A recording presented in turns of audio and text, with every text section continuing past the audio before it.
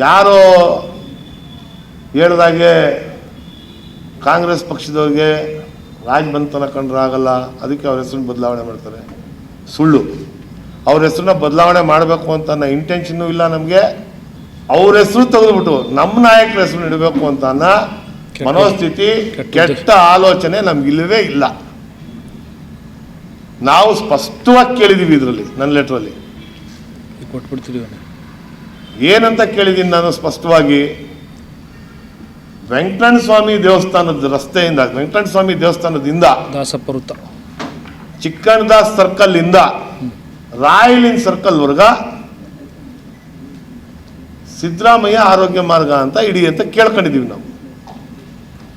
ಆ ರಸ್ತೆಗೆ ಯಾವುದೇ ತರವಾದ ಹೆಸರಿಲ್ಲ. ಅದಕ್ಕೆ ನಿಮಗೆ ನಾನು ಪ್ರೂಫ್ ಸಮೇತ ಇವತ್ತು ತಿಳಿಸ್ಬೇಕು. ನಿಮ್ಮ ಮುಖಾಂತರ ಮೈಸೂರು ನಗರದ ಜನರಿಗೆ, ಮೈಸೂರು ನಗರದ ಜನಪ್ರತಿನಿಧಿಗಳಿಗೆ ನಿಮ್ಮ ಮುಖಾಂತರ ತಿಳಿಸ್ಬೇಕು ಅಂತ ಅಂದ್ಬಿಟ್ಟು ನಾನು ತೀರ್ಮಾನವನ್ನು ಮಾಡಿ ಇವತ್ತು ಈ ಪ್ರೆಸ್ ಕರೆದಿರೋದು. ನಾನು ಇದಾದ್ಮೇಲೆ ಅಲ್ಲೇ ಹೋಗೋಣ ಅಂತ ಹೇಳಿ